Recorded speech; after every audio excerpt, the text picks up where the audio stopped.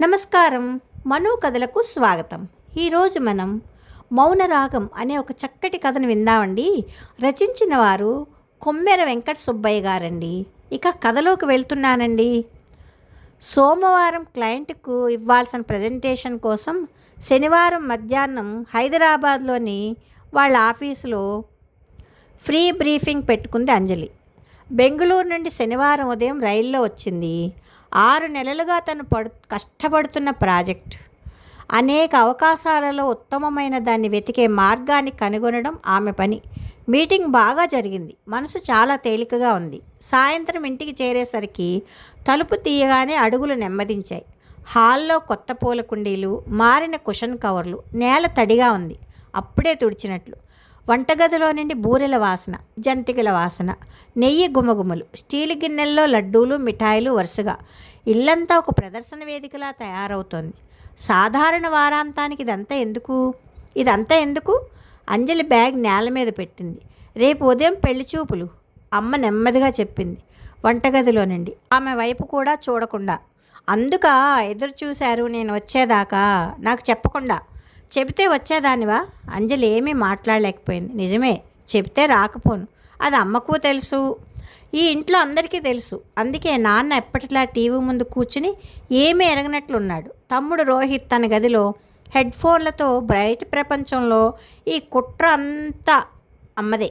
కానీ నాన్న రోహిత్ మౌనంగా సహకరించారు. భోజనం మౌనంగా ముగించింది. లోపలి కోపమంతా మింగేస్తూ తన గదిలోకి వెళ్ళిపోయింది. ల్యాప్టాప్ తెరిచి సోమవారం ప్రజెంటేషన్లు స్లైడ్స్ చూస్తూ కూర్చుంది. ఆఫీస్ పనిలో మునిగిపోతే ఈ కోపం మర్చిపోవచ్చు అనుకుంది. కానీ తెర మీద స్లైడ్లు కదులుతున్నా మనసులో అమ్మ మాటలు తిరుగుతున్నాయి. చెబితే వచ్చేదానివా? ఆ నిజాయితీ కోపంలో కూడా గుచ్చుకుంటోంది.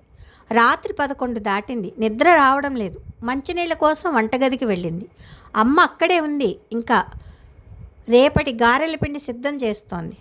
ట్యూబ్లైట్ తెల్లటి వెలుగులో ఆమె ముఖం అలసటగా కనిపించింది. కళ్ళ కింద నలుపు, నుదుటి మీద చెమట, జుట్టు ముంగురులు నుదుటికి అంటుకుపోయాయి. ఉదయం నుండి ఈ ఒక్కరోజులో ఎంత కష్టపడిందో. ఇదంతా ఎవరి కోసం? తనను మోసం చేసిన అమ్మ మీద కోపం ఉంది. కానీ ఈ అలసిన ముఖం చూస్తే కోపం ఒక్కసారిగా జాలిగా మారింది. ఒక్క క్షణమే మళ్ళీ కోపంలోకి. అమ్మ పెదవులు కదులుతున్నాయి. ఏదో పాట మెల్లగా హమ్ చేస్తోంది అలవాటుగా. పూజలో శ్లోకాలు, బట్టల మెడత పెడుతూ సినిమా పాటలు. చిన్నప్పటి నుంచి అంజలి ఆ స్వరం విన్నది. ఇంటి నేపథ్య సంగీతంలా గమనించినంతకాలం సహజంగా. కానీ ఈ రాత్రి ఈ నిశ్శబ్దంలో అమ్మ స్వరం ఎందుకో వేరుగా వినిపించింది. నిద్ర రావట్లేదా? రాదు. రేపటి డ్రామాకు నిద్ర ఎలా వస్తుంది? డ్రామా కాదు, కూర్చో. లక్ష్మి ఎదురుగా స్టూల్ చూపించింది. నా పని చేసుకుంటూ చెప్తాను, విను, తర్వాత నీ ఇష్టం. అంజలి కూర్చోలేదు. వంటింటి అరుగుకు ఆనుకుని నిలబడింది. ఎప్పుడైనా వెళ్ళిపోగలనన్నట్లు. ఆ అబ్బాయి ఎలాంటివాడో నాకు అనవసరం అమ్మా. సమస్య అది కాదు. మరి ప్రియను చూశానుగా, నా రూమ్మేట్. ప్రేమ వివాహం, ఒకే కంపెనీ, ఒకే అభిరుచులు, కలల జంట అన్నారు. ఫేస్బుక్లో 1000 లైకులు, 6 నెలల్లో విడాకుల పత్రాలు. ఆ అమ్మాయి రాత్రుళ్ళు తల దిండులో దాచుకుని ఏడ్చేది, నాకు వినపడకూడదని. కానీ వినపడిందమ్మా. 3 నెలలు ప్రతి రాత్రి ఆ శబ్దం ఇంకా నా చెవుల్లోనే ఉంది. మా ఆఫీసులో 2 ఏళ్లలో 5 పెళ్ళిళ్ళు, 3 ఇప్పటికే చెరోదారి. పెళ్ళి అనేది ఒక జూదం. నేను ఆ జూదం ఆడలేను. లక్ష్మి చేతులు ఆగాయి. పిండిలో ముంచిన వేళ్ళు అలాగే నిలిచిపోయాయి. నీ భయాలు జాగ్రత్తగా వింటున్నాను. నావి భయాలు కాదమ్మా, వాస్తవాలు. 2 ఒక్కటే అంజు. నిజాల ముసుగు వేసుకున్న భయం కూడా భయమే. అమ్మ ప్లీజ్, రేపటి గురించి వద్దు. రేపటి గురించి కాదు బంగారం, నిన్నటి గురించి చెప్తాను. నా నిన్నటి గురించి. ఇప్పటి వరకు ఎవ్వరికీ చెప్పని నా కథ. లక్ష్మి సింకులో చేతులు కడుక్కుని తువ్వాలతో తుడుచుకుంటూ కూతురెదురుగా కూర్చుంది. ఆ చిన్న వంటగదిలో తల్లి కూతుళ్ల మధ్య ఒక అడుగు దూరం కూడా లేదు. ఇది నా 22వ ఏట జరిగిన సంఘటన. అమ్మ స్వరం మారిపోయింది. ఎప్పుడు వినని రాగం. పాత టేప్ రికార్డర్లో భద్రపరిచిన పాట ఇప్పుడు మొదటిసారి వినిపిస్తున్నట్లు. ఆకాశవాణి, విజయవాడ కేంద్రం. వాళ్ళు గాయకుల ఎంపిక పరీక్షలు పెట్టారు. జిల్లా స్థాయి సంగీత పాఠశాల ద్వారా నా పేరు వాళ్ళకి చేరింది. ఆడిషన్కి ఆహ్వానం వచ్చింది. అమ్మా, నీకు ప్రొఫెషనల్గా పాడడం వచ్చా? ఆశ్చర్యంగా అడిగింది అంజలి. జిల్లా స్థాయిలో 2 బంగారు పతకాలు, ఇంటర్ స్కూల్ కాంపిటీషన్స్లో 3 ఏళ్ళు వరుసగా ఫస్ట్ నేనే. లక్ష్మి కళ్ళల్లో ఏదో మెరిసింది. ఒక్క క్షణం ఆమె 20 ఏళ్ళ అమ్మాయిలా కనిపించింది. ఒక పాట సిద్ధం చేశాను. సిరిమల్లె పువ్వా, సిరిమల్లె పువ్వా, చిన్నారి చిలకమ్మ. ఏకాగ్రతగా ప్రతిరోజు సాధన. ఆహ్వానపత్రాన్ని పెట్టెలో దాచుకుని ఎన్నిసార్లు తీసి చూసుకున్నానో. ఆ కాగితం చేతిలో ఉంటే భవిష్యత్తు చేతిలో ఉన్నట్లు అంజలి చుట్టూ చూసింది. గోడల మీద అందంగా ఫ్రేమ్ కట్టించిన నాన్న డిగ్రీ సర్టిఫికెట్లు, తను వివిధ పోటీల్లో సాధించిన మెమంటోలు, రోహిత్ క్రికెట్ ట్రోఫీ. కానీ అమ్మవి, ఆ బంగారు పతకాలు ఎక్కడా? ఒక కానవాలు కూడా లేదు. ఇన్నేళ్ళు ఈ గోడల కింద తిరిగింది. ఈ ఖాళీని ఎప్పుడు గమనించనే లేదు. ఆ ఖాళీ ఇప్పుడు ఒక్కసారిగా కనిపించింది. అది గోడ మీద ఖాళీ కాదు, అమ్మ జీవితంలో ఖాళీ. ఆడిషన్ రోజు దగ్గర పడుతోంది. కానీ ఆ వారమే మీ తాతయ్య ఒక సంబంధం తెచ్చారు, మీ నాన్న సంబంధం. అదే సమయంలో అవును, మంచి కుటుంబం, మంచి ఉద్యోగం. కానీ వాళ్ళది సాంప్రదాయ కుటుంబం అంజు. కోడలు వేదికల మీద పాడడం, బయట పేరు రావడం వాళ్ళకి ఇష్టం ఉండదు. భార్య గృహలక్ష్మిగా ఉండాలి, గాయనిగా కాదు అనే కుటుంబం. ఆడిషన్కు వెళ్తే పెళ్ళి ఆగిపోతుంది, ఆగితే సంబంధం పోతుంది. మరి నువ్వు? మా అమ్మ నాన్నలే నచ్చ చెప్పారు, ఇలాంటి సంబంధం మళ్ళీ రాదు, పాటలు ఎప్పుడైనా పాడొచ్చు అన్నారు. పాటలు పాడి బతికేదా, కుటుంబం కంటే పాట గొప్పదా అన్నారు. మా అమ్మ వాళ్ళ మాటల్లో ప్రేమ ఉంది, భయం కూడా ఉంది. ఆ భయం నాకు అంటుకుంది. మరి ఆడిషన్?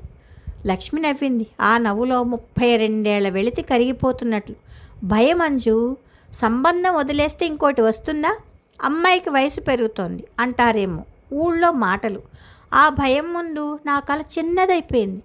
లక్ష్మి లేచింది. వంటగది మూలనున్న పాత డబ్బా తీసింది. లోపల నుండి మడతపడిన పసుపు రంగు కాగితం బయటకు తీసింది. చేతివేళ్లు తడబడుతున్నాయి. ఆ కాగితాన్ని ప్రేమగా జాగ్రత్తగా పట్టుకుంది. ఎన్నో సంవత్సరాల పరిచయం ఉన్న వస్తువును తాకినట్లు. ఇది ఆ ఆడిషన్ ఆహ్వానం. 32 ఏళ్ళుగా దాచుకున్నాను, వెళ్ళలేకపోయాను, కానీ పారేయలేకపోయాను. అంజలి ఆ కాగితాన్ని చేతిలోకి తీసుకుంది. మడతల్లో నలిగిపోయి రంగు మారిపోయి, కానీ అక్షరాలు ఇంకా కనిపిస్తున్నాయి. ఆకాశవాణి, విజయవాడ కేంద్రం. 20 ఏళ్ల అమ్మాయి చేతిలో భవిష్యత్తులా ఉన్న ఆ కాగితం 52 ఏళ్ల స్త్రీ చేతిలో ఒక జ్ఞాపకంగా మిగిలిపోయింది. గడియారం టిక్ టిక్ మంటోంది. ఫ్రిడ్జ్ సన్నగా శబ్దం చేస్తోంది. అమ్మా, అంటే నీకు బాధగా ఉందా పెళ్లి చేసుకున్నందుకు? బాధ? లక్ష్మి చిన్నగా నవ్వింది. నేను ఈ కుటుంబంతో సంతోషంగా ఉన్నాను. మరి కానీ ఒక్కోసారి రాత్రులు మెలకు వచ్చినప్పుడు, ఈ వంటగదిలో ఒంటరిగా నిలబడినప్పుడు, ఆ వేదిక మీద నిలబడి ఉంటే ఎలా ఉండేదో అనిపిస్తుంది. అంజలి కళ్ళల్లో నీళ్లు.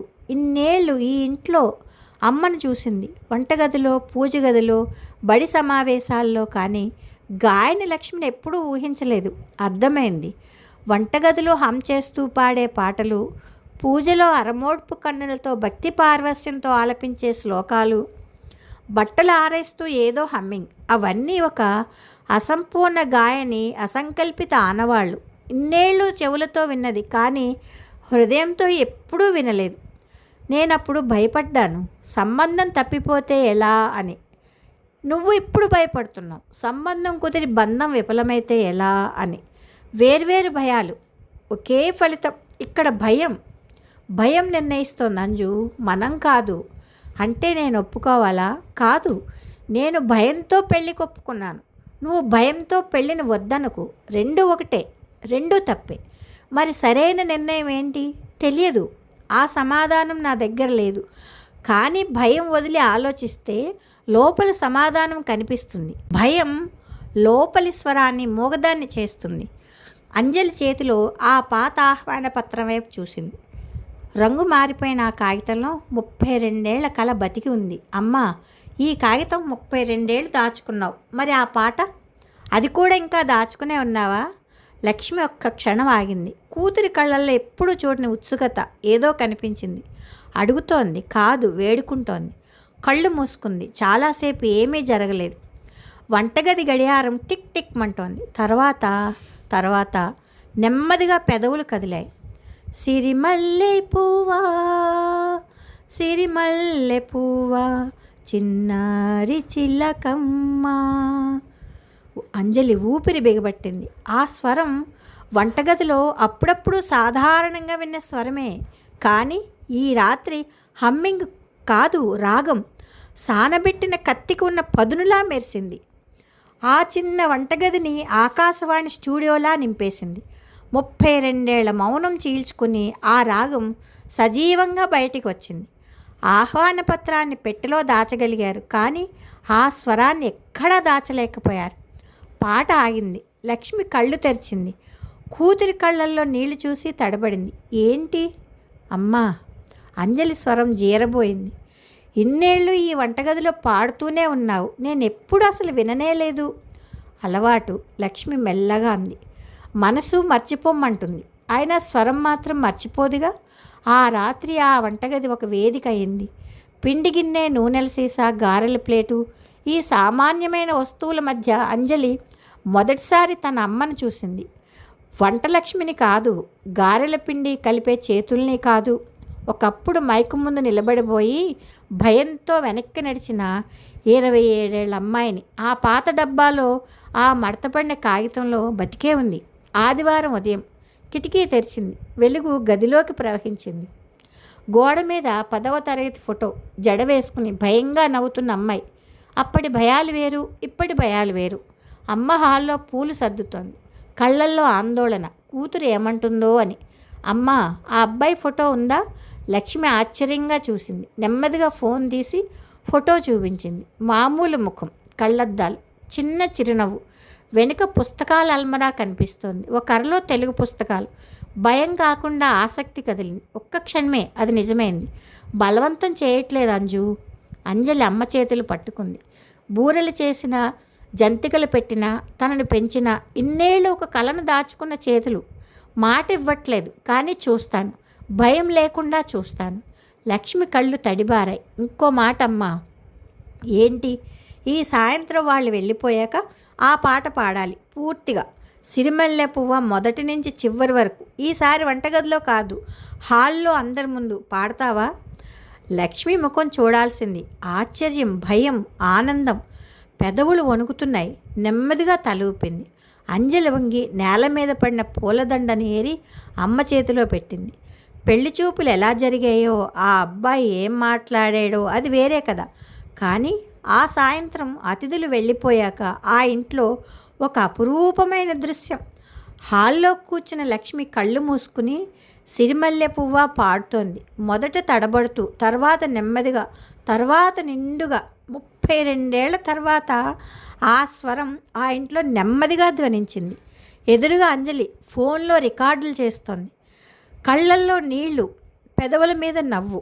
నాన్న వంటగది తలుపు చాటు నుండి తొంగి చూస్తున్నాడు. ఆయన ముఖంలో ఆశ్చర్యం, ఏదో తెలియని అపరాధ భావం, ఆ వెనుకే మెత్తదనం. ఇన్నేళ్ళు ఈ ఇంట్లో ఉన్నారు. ఈ స్వరం ఈ రూపంలో ఎప్పుడూ వినలేదు. తమ్ముడు రోహిత్ తన గదిలో నుండి బయటకు వచ్చి హెడ్ ఫోన్లు తీసి వింటున్నాడు. బయట రోడ్డు మీద ట్రాఫిక్ శబ్దాలు, పక్కింటి టీవీ, ఎవరో పిల్లల కేరింతలు. ఎవరికీ తెలియదు ఈ ఇంట్లో ఒక అపురూపమైన రాగం మొదలైందని. అంజలి జీవితంలో ఏం జరుగుతుందో ఎవరికి తెలుసు? కానీ ఒక్కటి మాత్రం ఖాయం, ఇక నుండి ప్రతి నిర్ణయం తనది. భయానికి కాదు, ఆ మౌనం రాగం ఇక మౌనంగా ఉండదు. అమ్మ స్వరంలో, కూతురి నిర్ణయంలో. కథ సమాప్తం. ఎంత బాగుందండి కథ, చాలా చాలా బాగుంది. ఈ కథ మీకు నచ్చితే లైక్ చేయండి, షేర్ చేయండి, కామెంట్ చేయండి, సబ్స్క్రైబ్ చేసుకొని నన్ను ఎంకరేజ్ చేయండి. ఉంటానండి. ప్రేమతో మీ మను. సబ్స్క్రైబ్ చేసుకోవడం మాత్రం మర్చిపోకండి.